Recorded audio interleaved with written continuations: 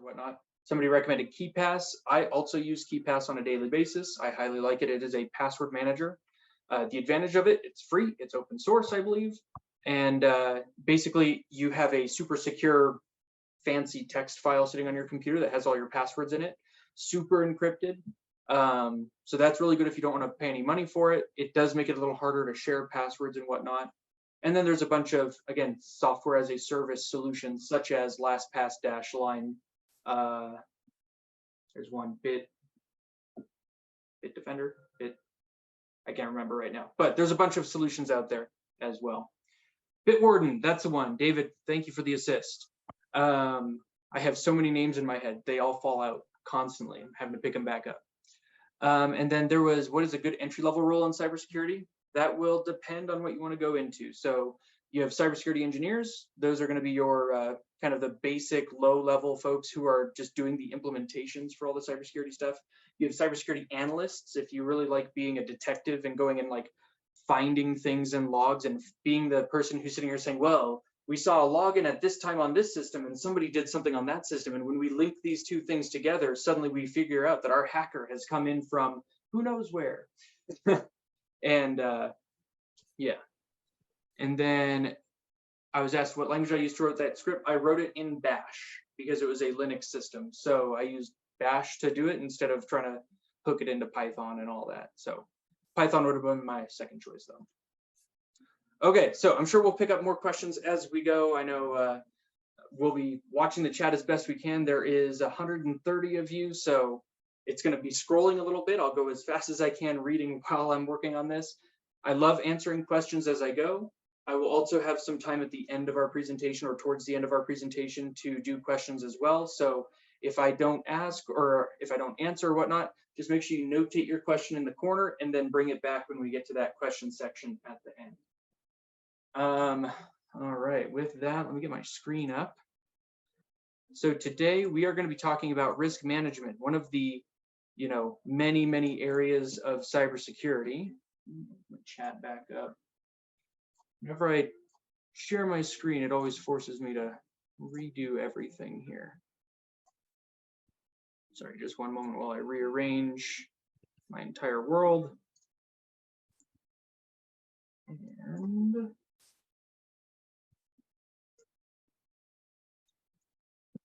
there we go. All right, so with this, today we're talking cybersecurity risk management. So throughout the day today, throughout the session today, we're going to be looking at what is risk, how can risk be managed, how to identify, assess, and articulate risks, and what is a risk management framework and why should you use an RMF. So a little bit about me first. So my name is Adam Colvin. I am an instructor at Flatiron School. I'm actually in the process of wrapping up one of my cohorts. I started a cohort back in August, and they are just preparing to graduate this week. They're working on their capstone presentations where we have a giant project at the very end for them to test all of their skills and apply their skills in a lifelike-ish kind of environment. Again, we can only simulate so much, but it's an awesome exercise for sure. I saw somebody talking about pivoting careers, and I definitely did a career pivot. So back in 2018, I was in the retail workforce working for a major retailer here in the US. And I went from having passing computer knowledge, got my video games and all that and know how to open up a terminal and all that. But apart from that, didn't really know the deep, understanding of the underlying systems in the computer. Went through the course and was able to pivot into cybersecurity. And I've spent the past, how many years has it been? 18, 19, 20, 21, past 4 years, building my skills and developing and working on all that fun cybersecurity stuff. So with that, the first question we have of the day is, what is risk?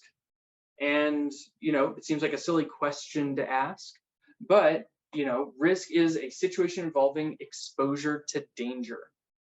Now, when we're talking about risk, there is a ton of different risks that we potentially have to face every day as a business.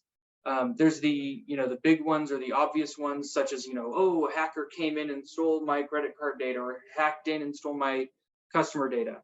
But there's other risks as well. What happens, for example, I mentioned Square earlier in the discussion here. What happens, actually, I'm going to mute my thing here real quick, so I forgot to do that.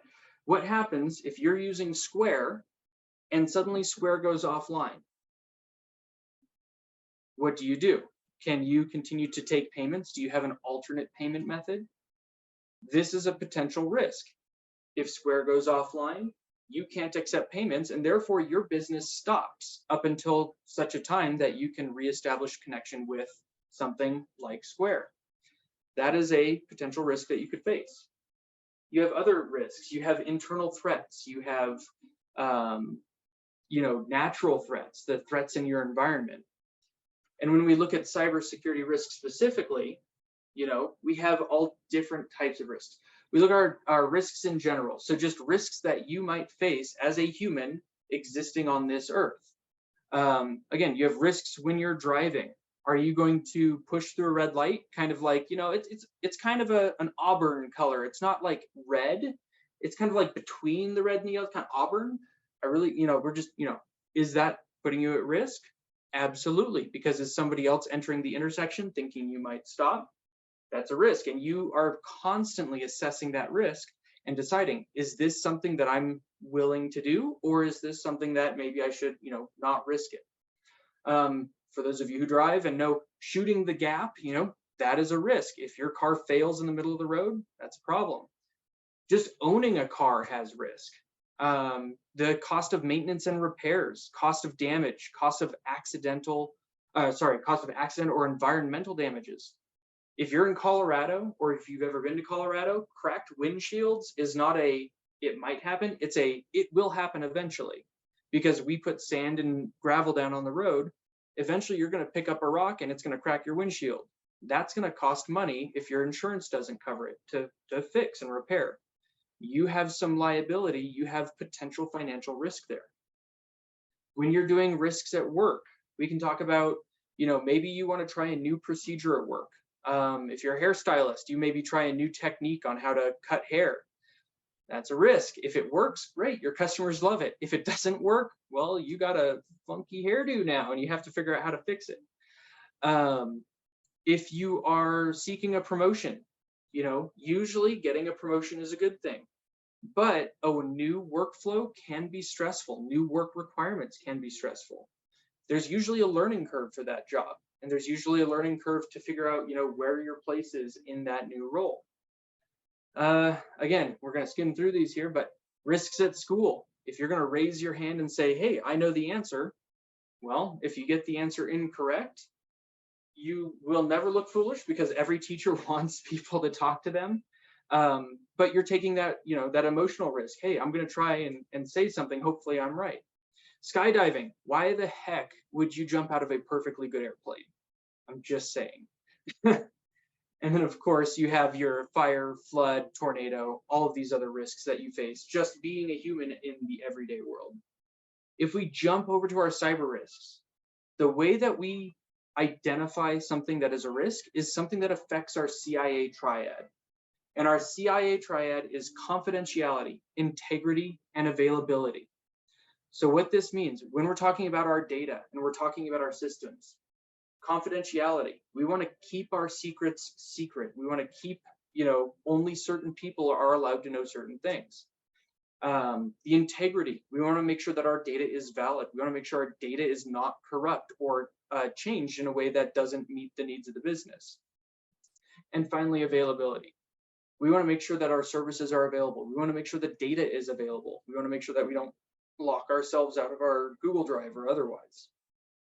And so anything that threatens this confidentiality, integrity, or availability is something that is a cyber risk or a cyber threat for us.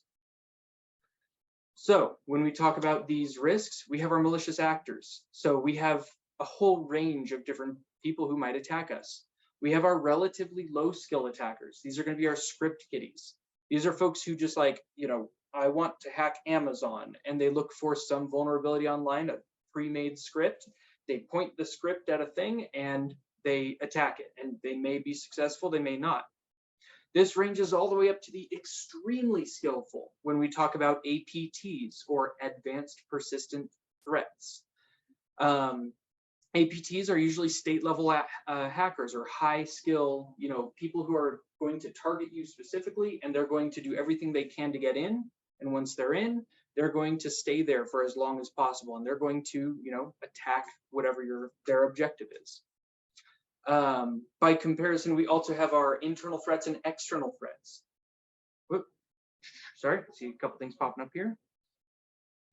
One person says the adrenaline rush is incredible as you jump out of an airplane. I'm sure, because you hope your parachute opens. And then when we're talking about brute force is one kind of attack, and one kind out of many, many different types of attacks that you might be subject to. So an advanced persistent threat is a classification of hacker that may use a brute force as a part of their toolkit. What a brute force is, what's interesting, brute force will be 100% effective 100% of the time. The question is, how long do you want to wait for that, result to be effective? The reason I say that is brute force, if you were going to try and guess my password, you would start with A, and then you try AA, and then you try AB, AC, AD, and then maybe ABC, ABCD, and you're trying all the different combinations. You're trying every single possibility. Eventually, you will absolutely figure out my password, but it might take you 45 million years based on how long my password is and how fast your computer can go. So brute force attack is just one attack out of many potential attacks. So we also have internal and external threats. So internal threats, these are threats our employees are doing, or threats inside of our company. This could be a malicious actor. Maybe you hire someone and they decide, ooh, I can just lift $4 off the top of the till and take that with me. Or, ooh, hey, I have increased access to this customer's data. I now have their social security number and their address. I'm going to go open a credit card in their name. That's an internal threat because they are threatening your data, or they're using your data for something it's not intended for. It can also be unintentional. Think about, somebody goes back to the server room and they're mopping, cleaning up, and they unplug your server. That's technically an internal threat. It wasn't a malicious or intentional or, malevolent threat. It wasn't somebody who was intentionally trying to damage the system. They just happened to bump something and it caused the server to go offline.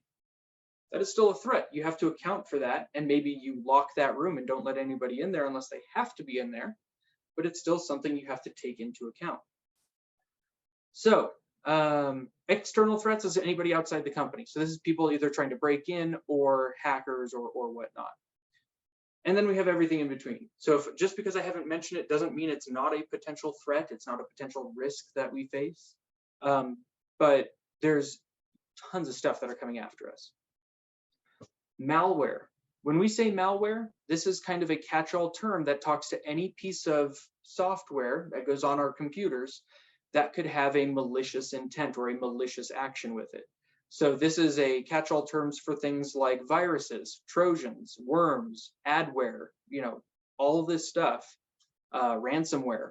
This is all malware that could be potentially put into our systems. Think about the different ways that these might enter your environment. We can talk about, you get an email, there's a file in the email, you download the file and run it, and now suddenly you have a virus running on your system. It could be somebody, leaving a thumb drive in the parking lot, and you go to, hey, look, free thumb drive, let's do this. You plug it in, and then something executes, and your computer is now, infected with malware that way. There's a bunch of different delivery mechanisms we can use to get that malware onto your computer. Software vulnerabilities.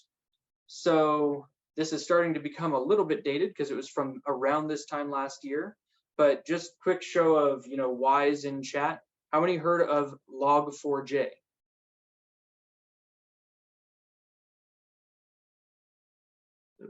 Yeah, we got a couple, 2, 3, 4. Yeah, Log4j, woohoo. So here's my fun Log4j story. I was working for a company that works very exclusively with Java applications. Log4j is the logging utility that's usually used with Java. For those of you who don't know, logging is when you're running a program, it's constantly writing files in the background, just kind of notating what's going on. These logs are incredibly useful for cybersecurity professionals and IT folks in general, because if that program fails to work, or if that program does something funny, we can go into the logs and see what it thinks it was doing, or see what it was doing when it crashed or when it had a problem. So Log4j is a special module that's usually used with Java applications, including but not limited to things like Minecraft. And that's the only Java app I can think of off the top of my head. I used to work for a company that worked with ping identity software. That's all Java based. So I was working for that company, and I actually got hired for this job the same week that Log4j was announced. So I was like, guys, you enjoy your sleepless nights. I'm going to go teach cybersecurity. It was definitely dodging a bullet. So with that being said, that is a potential software vulnerability. What Log4j did is it allowed an attacker to inject code and take over systems that were not parsing input properly. I am not familiar with the Twitter issue that was doing their public files. I'm not familiar with that particular potential vulnerability or exploit there. So I'd have to look into that one. That being said, if logs are becoming public, that could be very, very bad, because those logs could contain customer data. Those logs could potentially contain application data or information about how the application on the back end is working. And one thing that's super, super critical in cybersecurity is the control of information. We want to share out as little information as possible while obtaining as much information from resources as possible, so that we know as much as possible while you know as little as possible.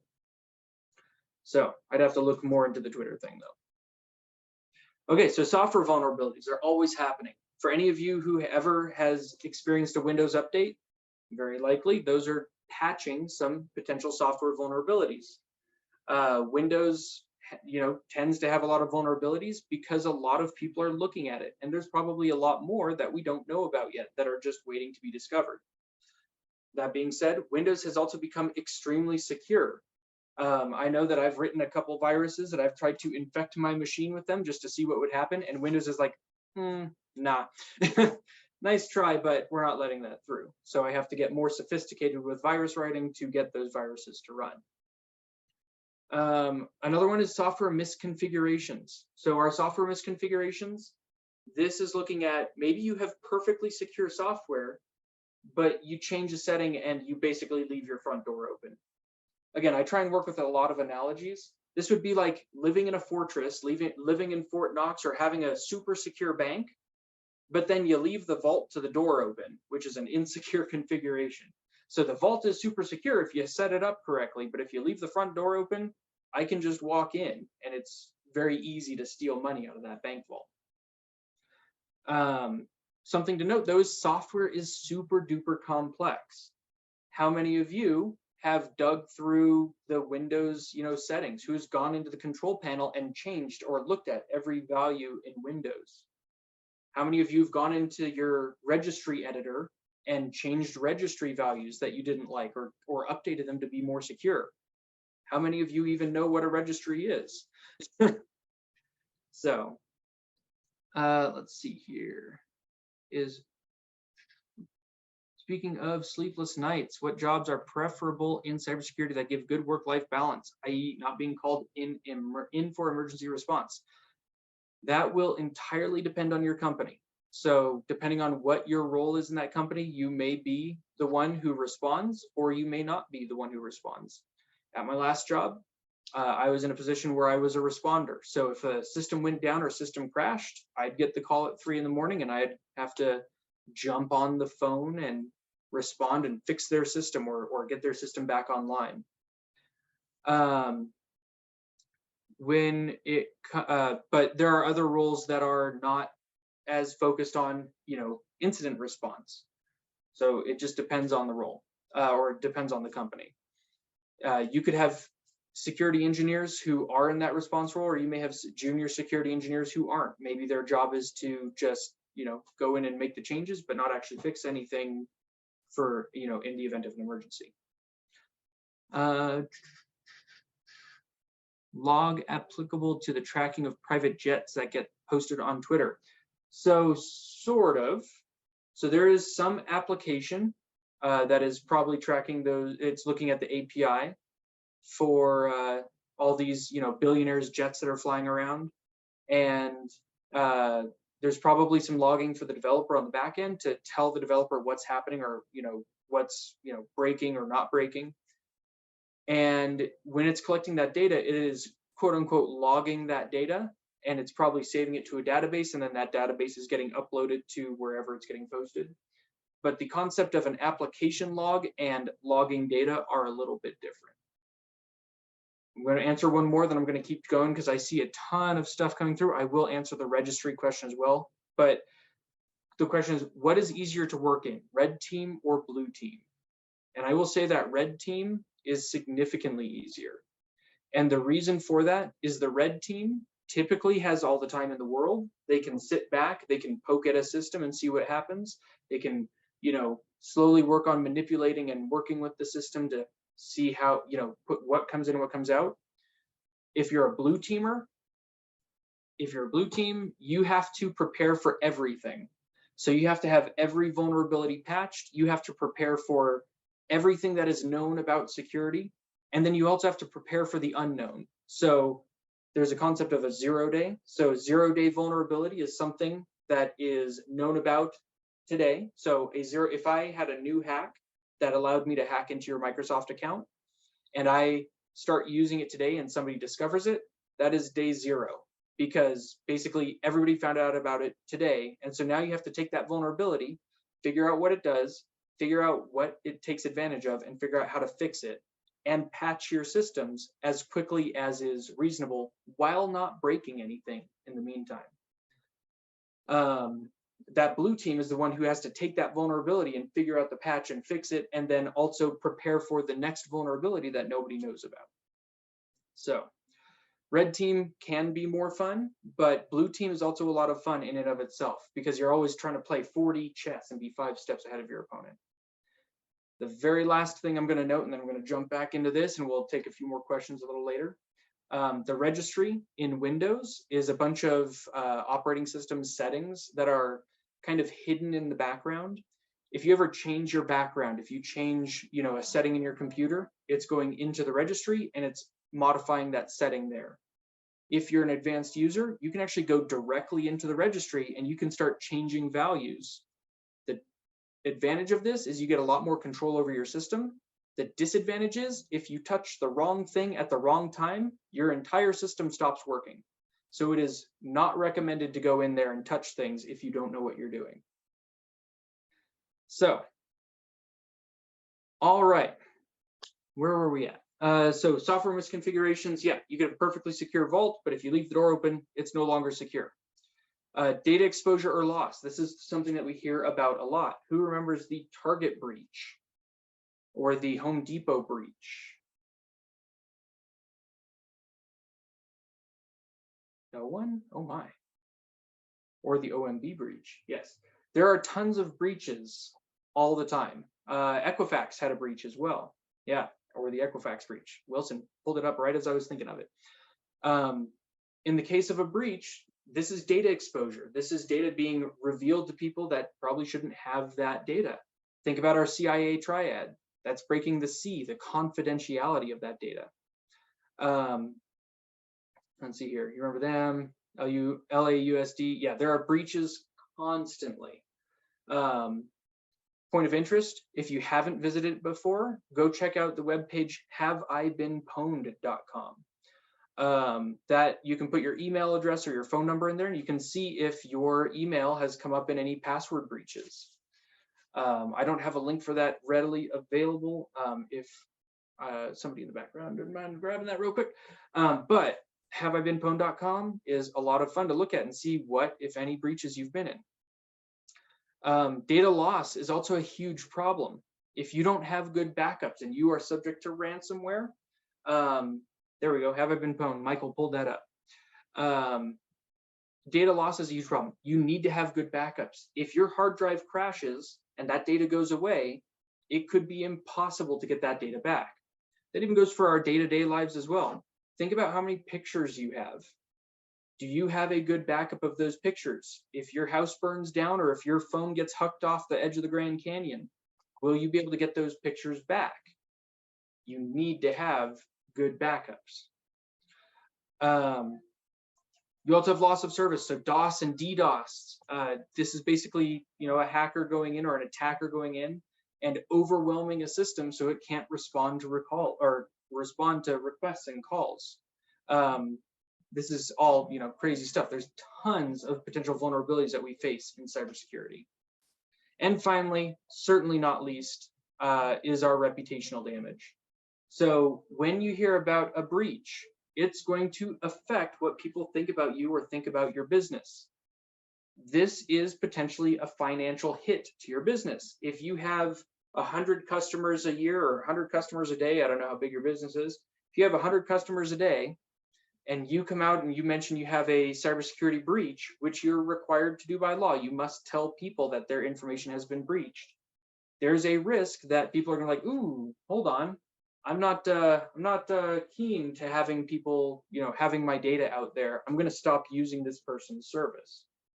So when you're weighing out these risks, you have to consider what is the reputational impact as well, which is really hard to quantify. Let's talk for a moment about risk management. What is risk management? And when we look at this, this is the forecasting and evaluation of financial risks together with the identification of procedures to avoid or minimize their impact. So to simplify, when we're looking at risk, when we're talking about businesses, it is almost always in the context of what is the financial impact of this risk to our business. In some cases, you might deem that, okay, there's a chance that the example I always use is Home Depot or any retail establishment.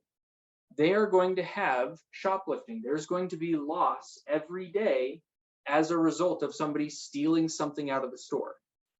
The question is, if somebody goes and steals a $5 screwdriver and you lose 2 or 3 $5 screwdrivers a week, how much are you willing to invest to prevent that $15 worth of screwdrivers getting stolen every week?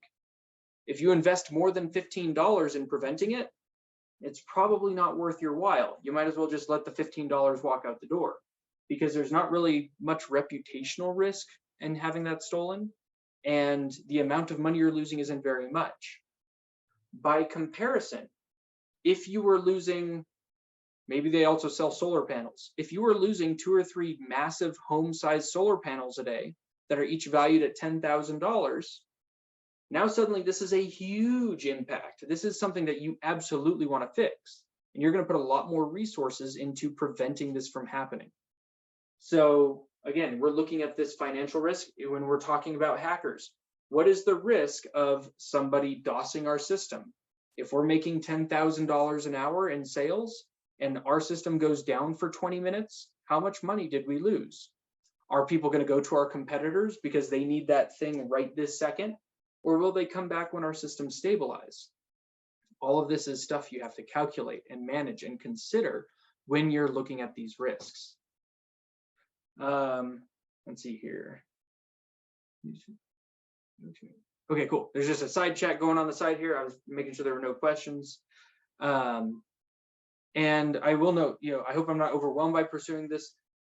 There is a ton of stuff in cybersecurity, and you have to take little bite-sized chunks. So you learn what you want to, or you learn the basics and you apply the basics. Then you learn something more advanced and you start to specialize and you work into that industry.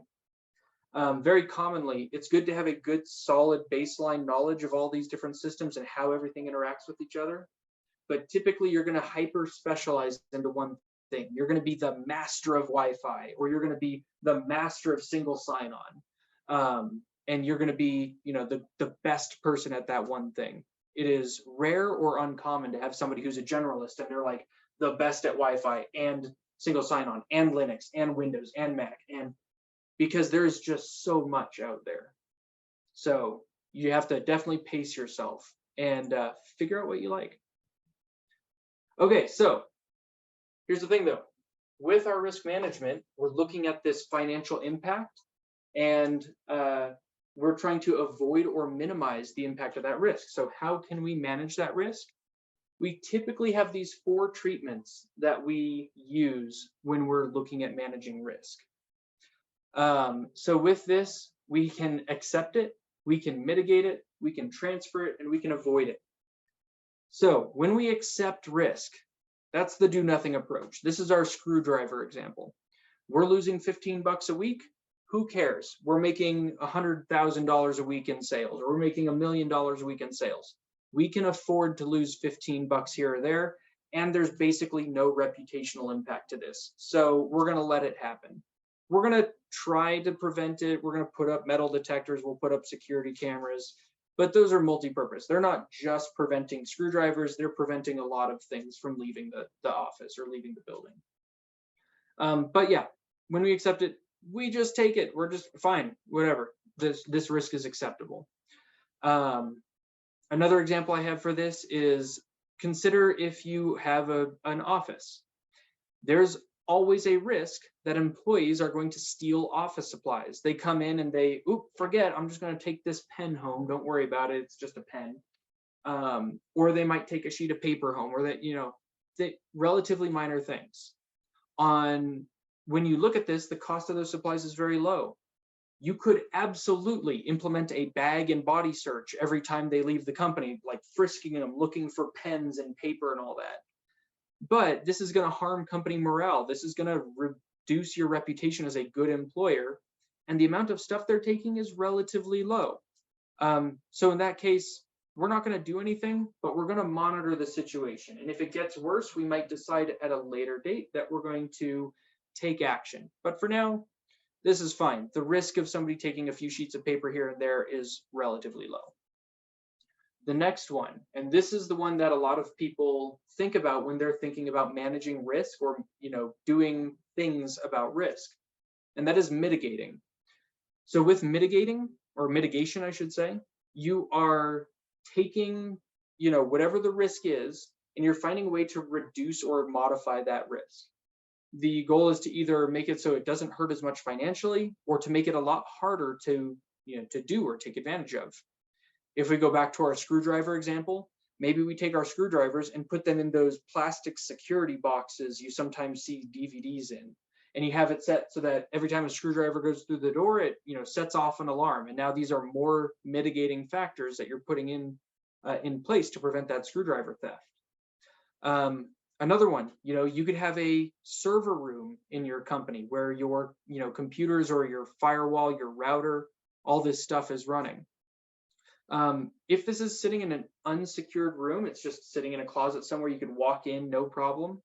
That's a potential risk, because somebody could come in and unplug the router. Without internet, can your business function? The mitigating factor, the mitigating control in this case, is probably putting a lock on the door. It could be as simple as a deadbolt, or maybe you get one of those fancy like keypad lock entry things so that you have to put in a code to get in.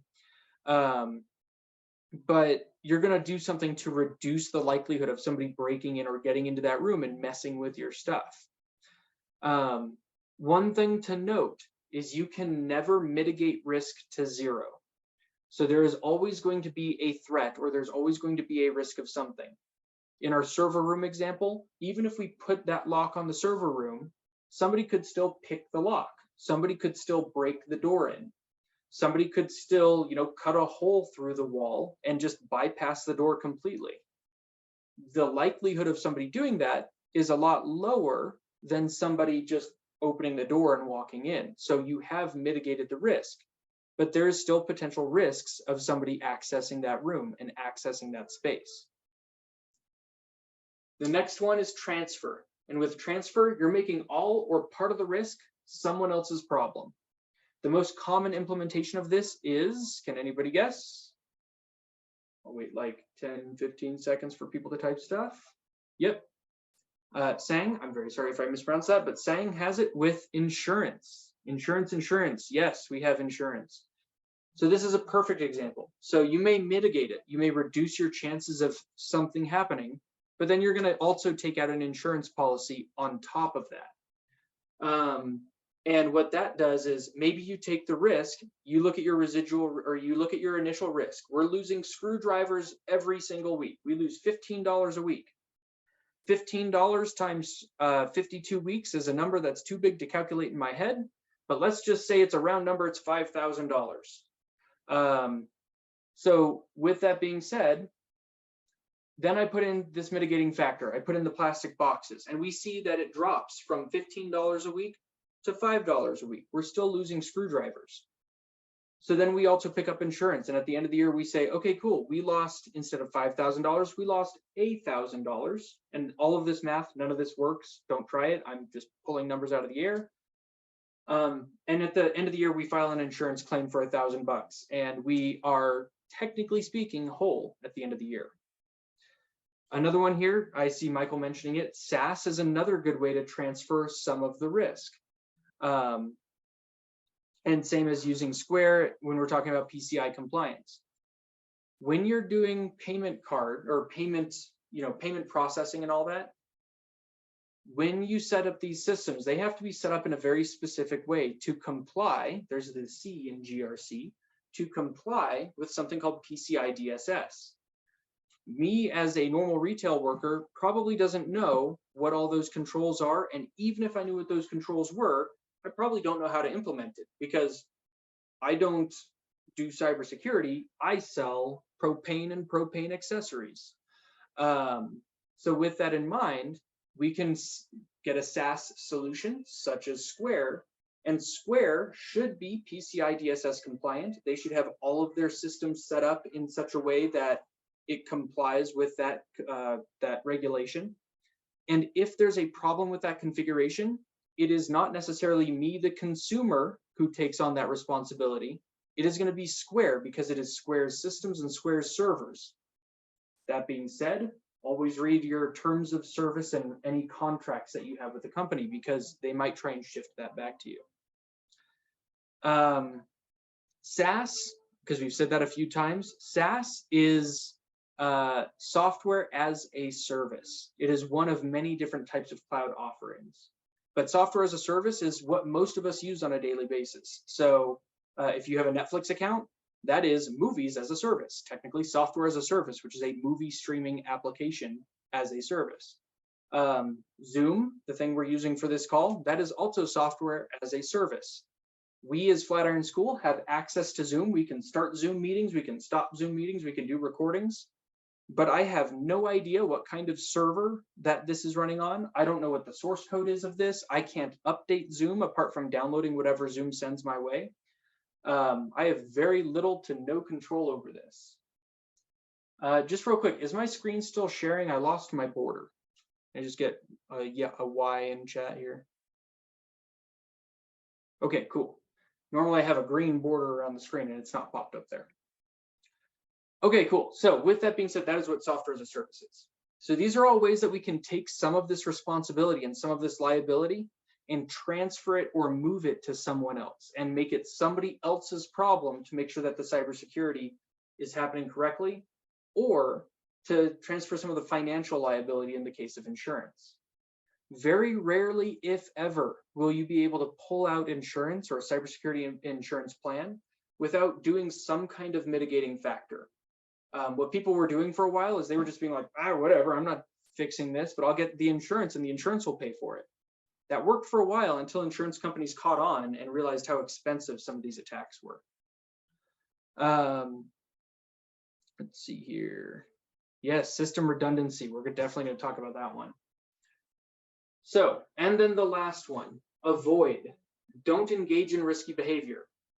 I know earlier I said you cannot reduce risk to zero. I lied a little bit. Avoiding is the only way to reduce risk to zero. And the reason for this is that you take some vulnerability, you take some risk, and you just decide, I'm not doing that. So for example, we talk about skydiving. If I decide it is too risky to jump out of a perfectly good plane, the answer to that is to just never go skydiving. And as a result, I avoid the risk of my parachute never deploying or not deploying properly and me going splat into the ground when things go wrong. I have reduced my risk of skydiving injury to 0 because I'm not skydiving. However, sometimes by avoiding one risk, you open yourself up to other risks. One example of this, and I think I wrote this, yeah, I did. So consider this, you need to open up a new data center. You need to open up a new server farm. You need to build a new building. When you're doing this shopping around, you're trying to find some property you can work with, you find extremely affordable property in the Florida swamplands. So it's like half a penny per square foot, or however they measure land. I guess it's acres. $5 per acre for this Florida swampland. That sounds like an amazing deal. But you have to consider that this location is very close to the water table, and it's also near the coast. So if it floods or if a hurricane were to impact that area, how much damage would that do to our data center? Or how much mitigating work would we have to do to make this building immune to hurricane and flood? If the building did flood, our servers are probably totaled. If it takes all that seawater and our salt water in, our servers are probably done for. So we would have to start from scratch if a flood were to happen. So we decide as a company, this is too risky. We don't want to do this. We're not moving to Florida. It's super cheap. This looks like an amazing opportunity, but we're not going to take that risk. There's too much risk involved. So as a result, we instead say, you know what? You know where there isn't marshland? Colorado. Do you know where the ocean isn't? Colorado. So we're going to move to Colorado and we're going to put our headquarters there. However, Colorado does have tornadoes. So you're just trading one risk for another. You eliminate or reduce dramatically the chance of flood because, while it does flood in some spots in Colorado, I'm not exactly worried that a hurricane is going to sweep my house away while I'm here in the middle of the country. But I now have tornadoes, I now have hail, I have, other risks that I've accepted or I need to mitigate instead of the ones in Florida. All right. So just double checking chat here and then we'll move along here.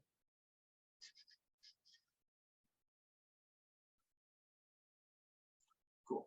All right, so I see more questions about coding. I will definitely talk about that a little bit when we get to the end of the slide deck, and tune in next month when we do some coding introduction.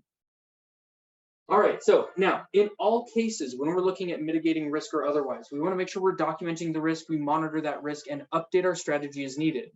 Just because we put some mitigating factor in today, we need to keep an eye on this and make sure that as we go, we continue to mitigate, we continue to ensure that our strategies are working, and make sure that our controls are still being effective.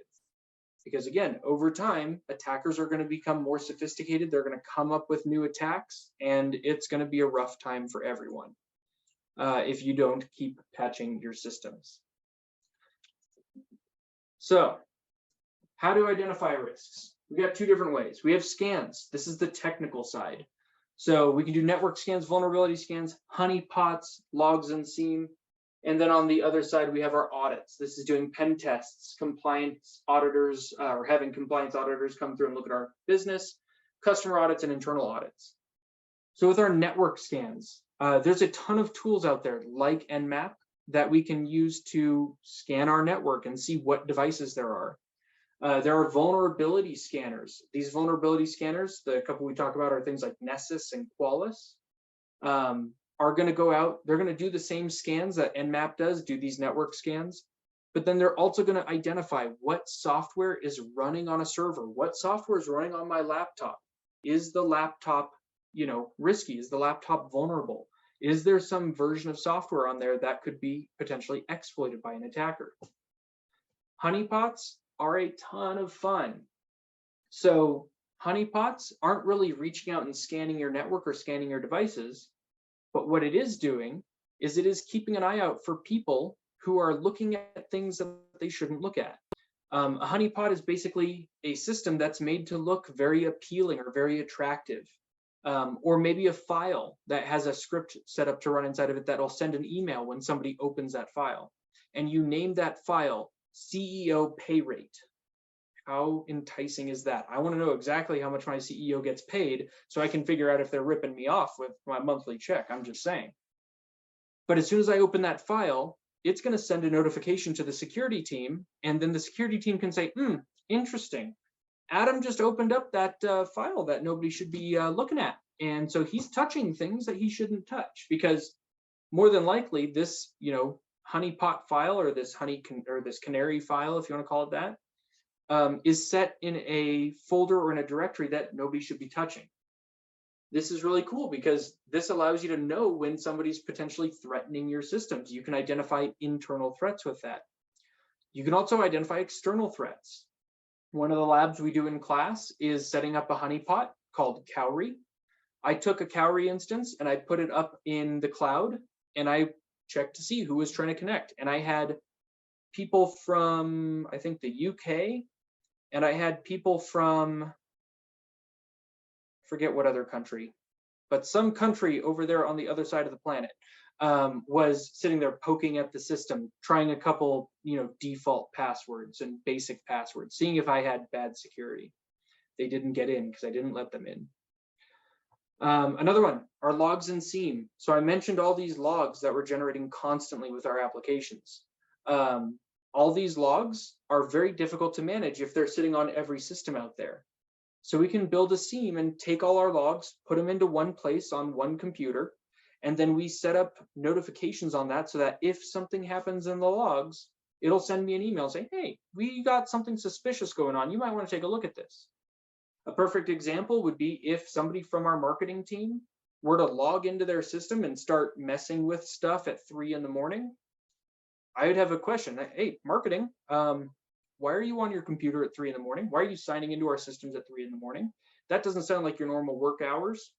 And as a matter of fact, I'm pretty sure you're asleep at 3 in the morning, or at least I hope you're asleep at 3 in the morning. And that would be something I'd want to go investigate and see what's going on. The other side is compliance, the audit side. So pen tests, these are where we go in and we try and break into a network. We have our compliance auditors. The compliance auditors are going to be looking at things like PCI DSS, GDPR, ISO 27001, or any number of other potential compliance standards.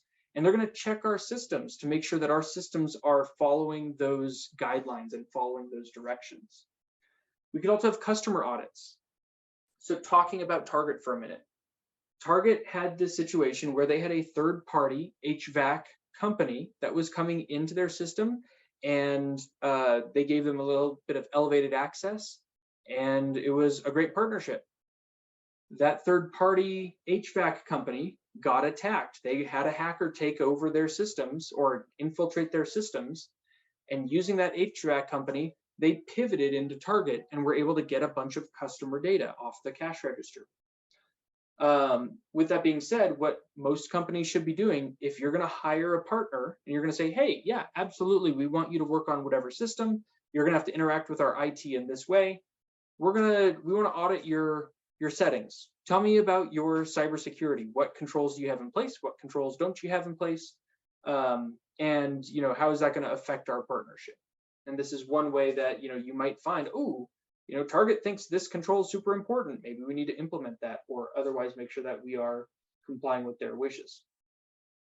And then internal audits. At least once a year, you should be going into your systems and checking your systems, making sure they still comply with your settings or comply with the way you think those systems are configured. So you might audit yourself internally. All right. Real quick here, I'm going to see if a couple questions, just make sure I'm not missing anything, and then we'll keep on keeping on. Let's see. So I see more talks about coding. There we go. Okay, so honeypots are definitely a decoy to try and lure hackers or other potential malicious people in your company, or malicious people who have malintent for your company. digital version. I'm not sure, Robin, what that one is referring to, the marbles in your medicine cabinet. Infomercial. Want to confirm this webinar is training. So far, it looks like an infomercial.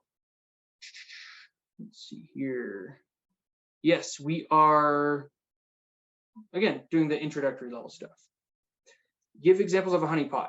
Yes, I will absolutely do that. Let's see here. Yeah, so with audits, you probably want to do them more than once a year. I would say at a bare minimum, you want to do it once a year. But the other best time to do it is when your business needs change. So if you go into a new market, or if you have a new customer, or as time permits. So, you know, if you want to do quarterly audits or monthly audits, it just comes down to what you as a company can afford, because audits do take a lot of time and effort to work through. So examples of honeypot. One of them is Cowrie. That's just an application you put on a server, and it is sitting there with a insecure, or with a SSH server. It's a way to remotely access a system. Have that SSH server on there, and you can try to sign into it. You can put really weak passwords on that. And when somebody signs in, you can see exactly what they're doing in that environment. So not only do they think they're wasting their time in a fake system, but I can also observe and watch and say, ah, look at that. They know that password. Oh, they found that username. They are trying to run this command. And it starts to inform me as to what they're doing, or what they would try to do if they actually got into a real system in our environment. The other one, the token. So you have a Word document that when you open the Word document, runs a script and sends an email. That's just two examples right there, but it gets as clever as sometimes people will set up fake webcams that will be playing a random, you know, loop of video. And people, when they log into that, it's going to identify their IP address. It's going to identify what commands they know, or what, you know, vulnerabilities they're trying to take advantage of. So just another way for you to observe your attacker and know what they might be trying to attack. Certs versus degree, they both have their place. So some places will require a degree. So depending on the company you want to work for, that might be a requirement. Degrees are also very important too, because they help build that base knowledge in many areas, as well as, you know, writing. You're gonna have basic math skills, and you know, when I went through and did my degree, I learned, you know, database administration, I learned coding, I learned tons of stuff with that. Certificates are also extremely useful and very valuable. There are certain certificates that will be required for certain jobs. They might say you must have a Security Plus if you want to get this job. And the reason for that is certificates will say you have some base level of knowledge. Now, it's important to be able to apply that knowledge, or actually demonstrate that knowledge in the company, or in your you know, day-to-day workflow. But yeah, they each have their place. How long do audits take? Audits will take a varying amount of time depending on how many systems you're looking at. When I was at my last company, we did ISO 27001 audits annually, and those would take, I think, a week or two. And what that would boil down to is we would have somebody, an auditor, come in, and they just start asking us questions. Can you show me an example of your firewall rules? Can you show me an example of the last user that you deactivated? Can you show me an example of the most recent user you activated? And they just go down a list. But depending on the complexity or the number of systems you're looking at, it could take much longer. Again, everything. One of my favorite answers in cybersecurity is it depends, because there's a lot of factors all working together. How is the audit done? It could be done manually, or it could be something where you, part of the audit was looking at our vulnerability scans. So we had to generate a report with our Qualys vulnerability scanner. And with that vulnerability scan, we would present that to the auditor, and they could look through and look at what our major vulnerabilities were identified by that. And so we didn't have to go system by system in that case, but it was able to highlight anything that the auditor may be interested in that regard. Yep. Honeypot compared to phishing. Yeah, so honeypot is me making an enticing target to waste a hacker's time. Phishing is me targeting a human and making that human do something that they probably don't actually want to do. So that's more on the social engineering side of things. All right. So how are we assessing risks? Again, this gets rather complicated. Let's see here. So a system engineer will have multiple roles and responsibilities. Sorry, I got one more question here, and then I'm going to jump into this. So system engineer is going to be the one who's actually implementing systems. So they're, installing software, they're writing the scripts that make the business work, they are decommissioning systems as necessary, they're spinning up new systems as they come on or as they're needed. There are overnight tasks and for this as well. So you might be doing the normal, 9 to 5 every day, or you might be that overnight shift because you might be responsible for sitting in the seam and, assisting the analysts or responding to things with the analysts.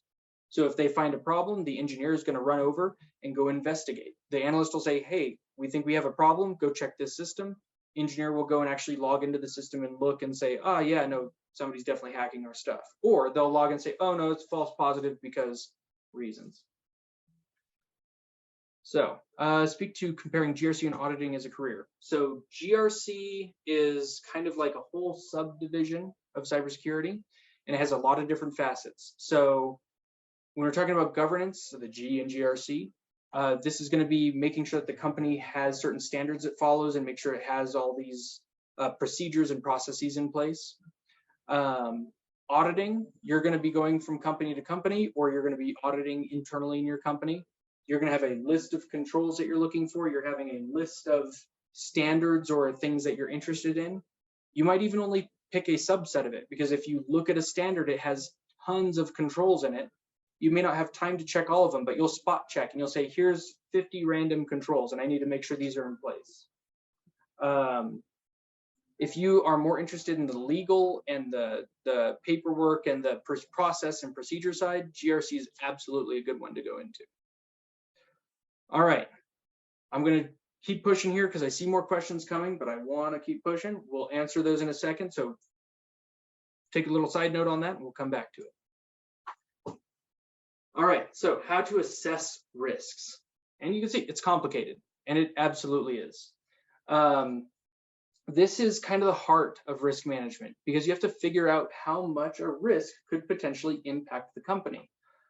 On one hand, we have this equation down here at the bottom, and it's not all math, and sometimes this equation isn't easy to, immediately apply, but you can look at something like your annual rate of occurrence, and you can look at how much a single loss event is going to cost you and bring that into your annuitized loss expectancy.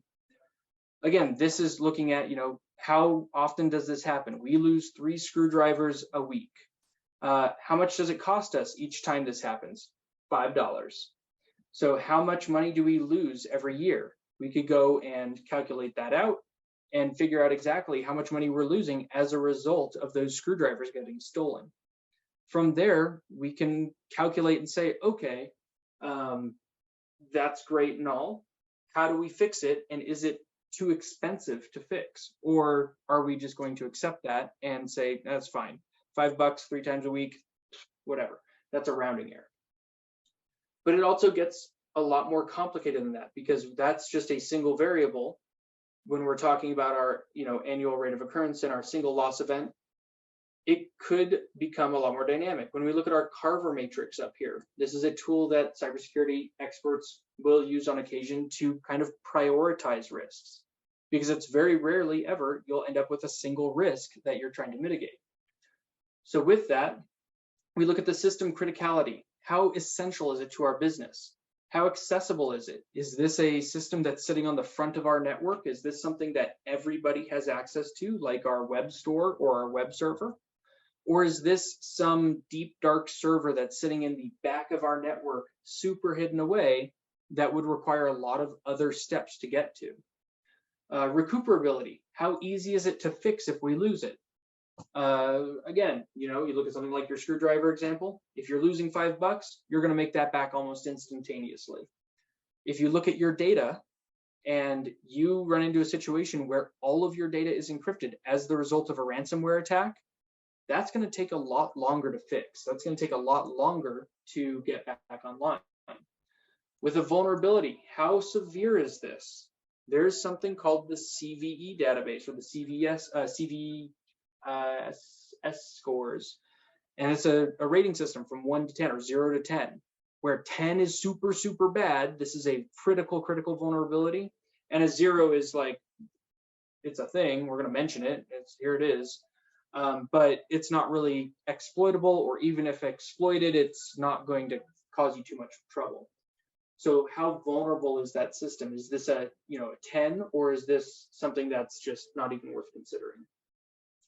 The effect, again, if this happens, not only are we talking about the criticality of the system, like this is a core central system, but how much money are we going to lose? What is the effect of this system on our business? And finally, recognizability. How easy is this vulnerability to identify? You walk into Home Depot and it happens to be Halloween time and they're selling hay bales, and they just so happen to put the hay bales right next to the gasoline tanks, and the gasoline tanks right next to the styrofoam display. That's probably really easily recognizable as a huge risk, because that hay is going to light up immediately. The gas is going to catch fire and explode. And when it mixes with the styrofoam, it just made, poor man's napalm. Woo! That's a really bad situation to be in. That's easily recognizable.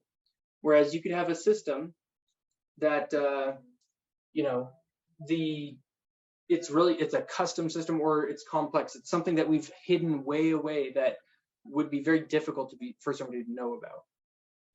And when you're looking at all of this, something that we don't even acknowledge on these graphs is that reputational damage.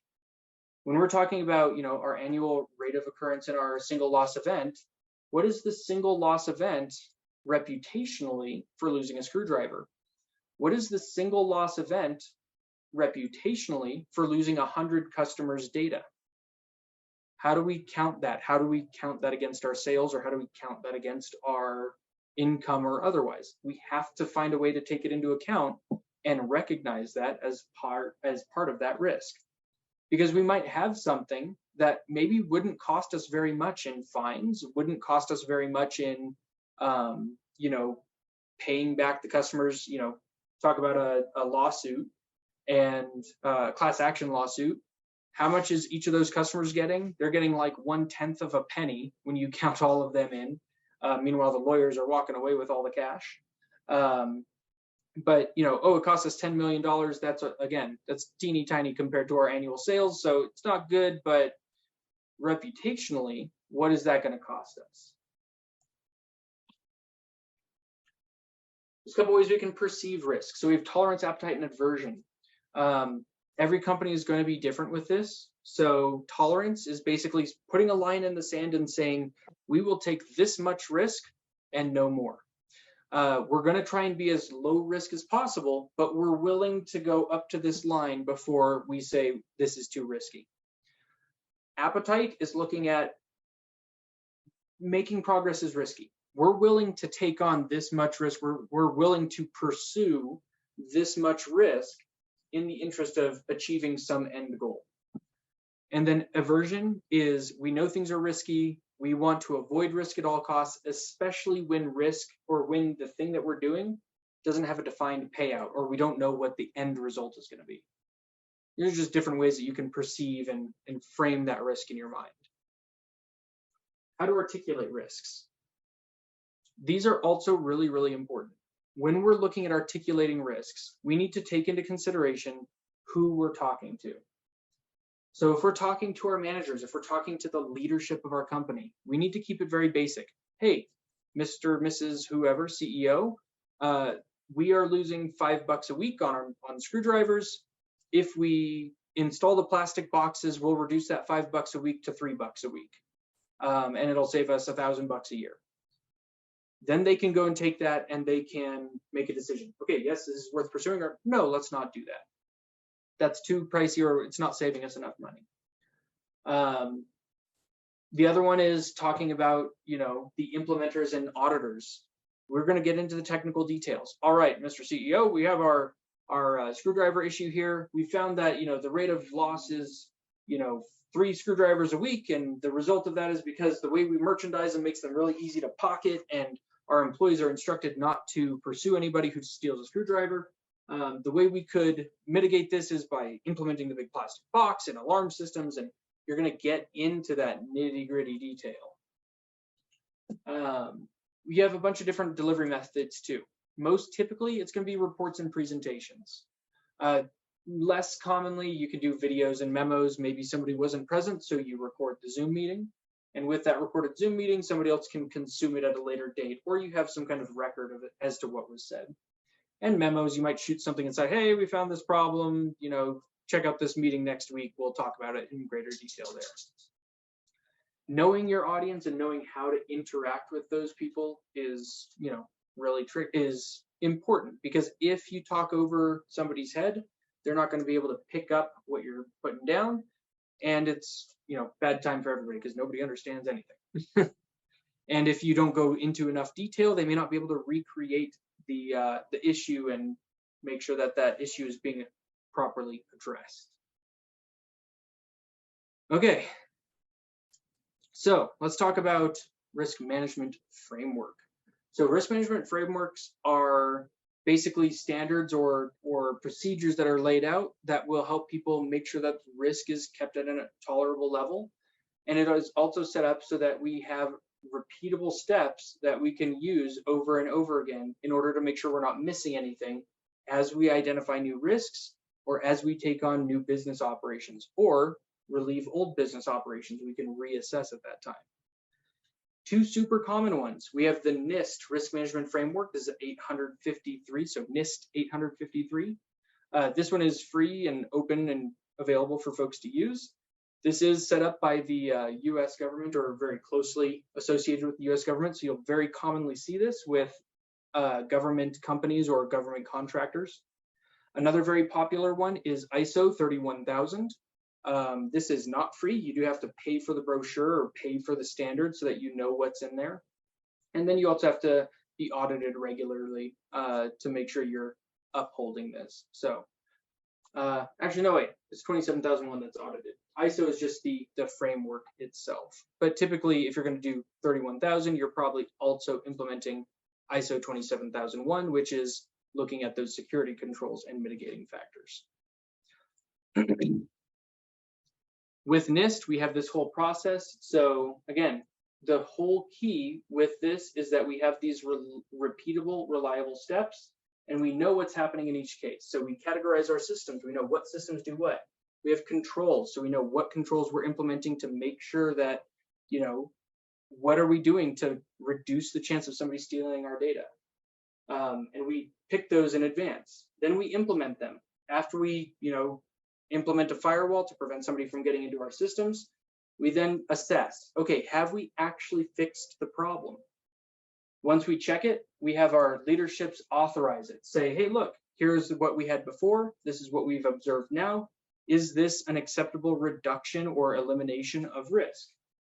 If they say, yep, then we go and we move into monitoring. We make sure that things are continuing to be effective, and we restart the cycle again. We identify new systems and categorize, and so on and so on.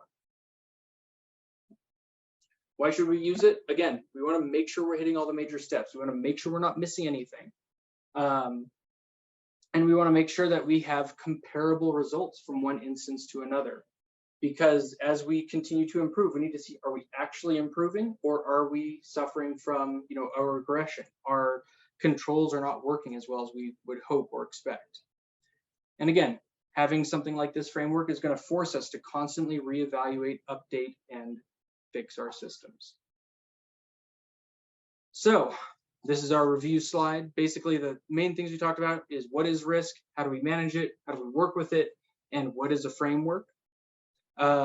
With that being said, I'm going to use the remaining 6 minutes here to field any and all questions that we might have. So, and I know that there has been a lot of chatter going by, so if you want to restate it, or if we were watching for questions, I'm happy to discuss anything we might have here. So, Wilson, thanks for coming. Let's see here. Can you please speak to something about compliance? Okay, so compliance in and of itself is a huge part of risk management. So with compliance, what you're typically doing is you have some standards or you have some law or otherwise. The example I used earlier is PCI DSS. If you are accepting payment for some good or service and you're accepting a credit card, you have certain controls and certain things you have to do to be able to be compliant with PCI DSS. If you don't follow those controls, if you don't follow those standards, you can be fined, you can be penalized, you can even lose your ability or permission to use something like a payment processing device, I guess, your credit card swiper. This also goes for things like HIPAA, and GDPR is a huge one over in Europe. With HIPAA, you can't just take my medical information and start spreading it around. That is a huge violation. My medical information is my business. With GDPR, it's setting up a lot of protections for consumers, making sure that random companies aren't selling my data to other companies without my prior authorization. I actually don't have a GRC certification off the top of my head. I would have to go and verify which one would be the best for that. So somebody's asking what's a good cert to start off with apart from Security Plus.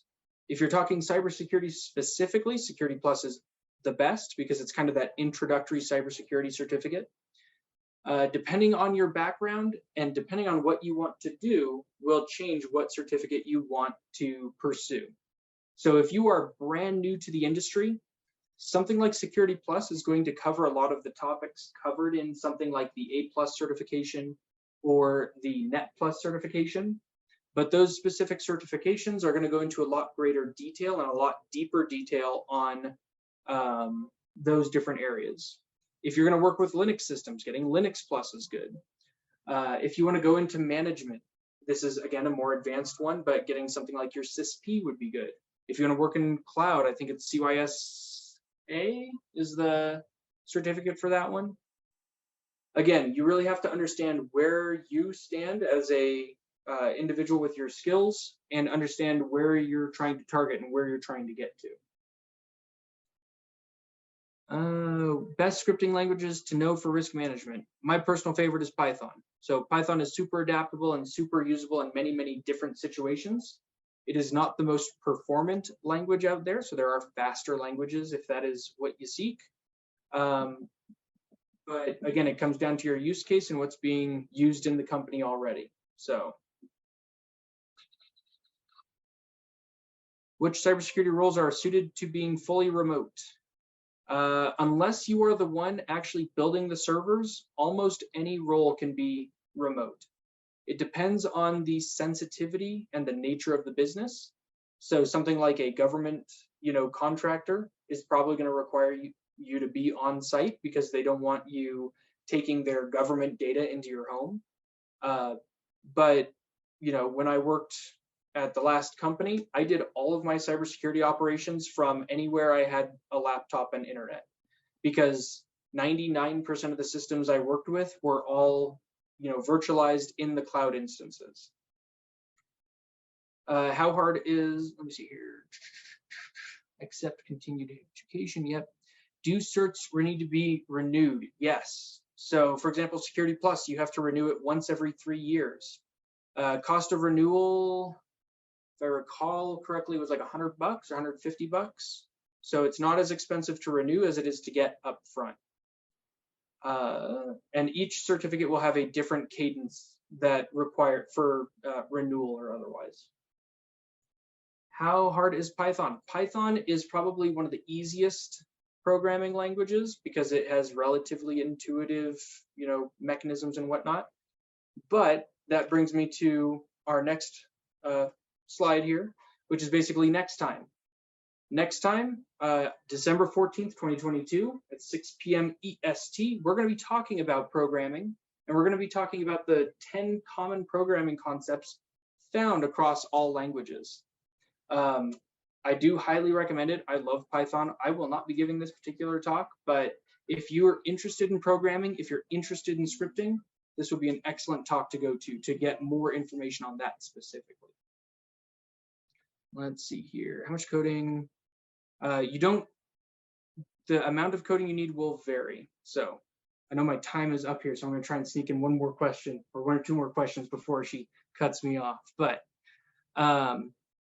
so let me see here. Coding will vary based on the job, but it's good to know at least a little bit of coding to make your life easier. What languages do we include? We do Python primarily, and then we also discuss a little bit of C, and we look at a little bit of assembly language at a very, very high level. And Splunk, we do talk about Splunk, absolutely. And I think that's all I can squeeze in, so I'll kick back to you. I'm going to grab the link for the next event. Somebody was asking for it. Here's the link for that next event for our Coding with Python. That will be on December 14th. It'll be one of the, I think December 15th will be the last events that we'll have for the 2022 as we are going into 2023. I can't believe the year is almost over, but I just wanted to thank everybody for coming out and spending the evening with us. We really appreciate you coming out here. Like I said, if you have any questions, I did drop a link in here for our admissions team. You can ask them any questions that you'd like. And we have that admissions info session starting at 8 p.m. Eastern or 7 p.m. Central. There's also a link on there for our events page directly on our website and our YouTube channel, which is where we post all of these videos once we send them out to the lovely audience. So look for the deck and the recording to be sent to you in the next 3 business days. And thank you, Adam, for this amazing presentation tonight. We really appreciate it. And thank you all for coming out, and we can't wait to see you till next time. Have a good night, y'all. Bye.